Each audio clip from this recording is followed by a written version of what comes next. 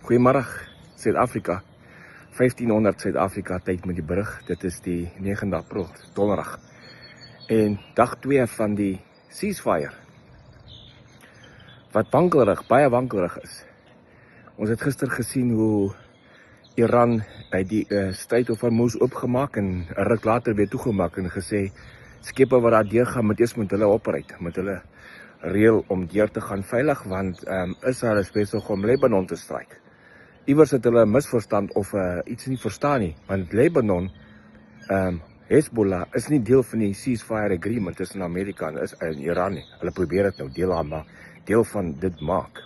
Verder gaan Iran voort met publieke aankondigings van hoe hulle sal nie hulle Iran opgee nie, hoe hulle sal definitief voortgaan om Iran te verryk en hoe hulle gaan definitief voortgaan met die stryd of 'n moers toetou.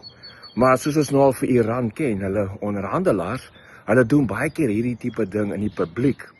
Maar wat hulle agteraf doen in privaat met die onderhandelaars is 'n ander storie. Hulle moet in die publiek net sê wat hulle populasie moet hoor sodat hulle vir hulle populasie wys. Hulle is nog sterk, staan nog sterk en hulle is nog in beheer van die omstandighede.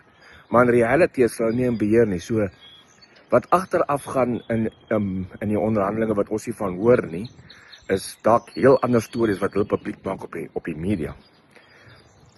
Verder het hulle ook gegaan gister, het president Trump 'n aankondiging gemaak, of nie aankondiging, hy het oor gepraat.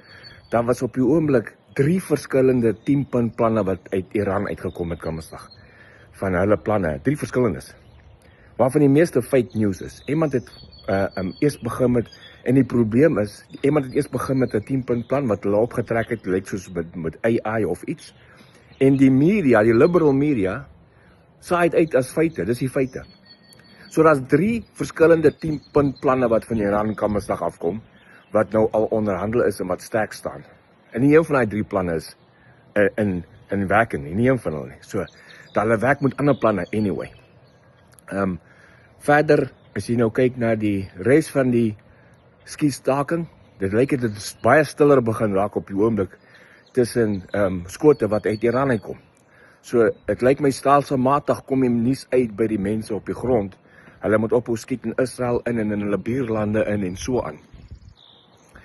So daai gaan uitgesort word in die volgende paar dae, maar die skietstaking is maar stil op die oomblik en wankelrig en die Amerikaanse weermag is besig om te hergroepeer en aan te vul. Dis mos nou tyd om guns te olie en ammunisie te laai en magasyne vol te maak. Hulle is nog steeds in die omgewing en as hierdie ding skeefloop, gaan hulle maar net voortgaan met die strikes en dit weet Iran. So dit is die stand van sake vir vandag. Sien julle later. Ek's Monay Botha van Koepel TV hier uit Nashville uit. Dankie.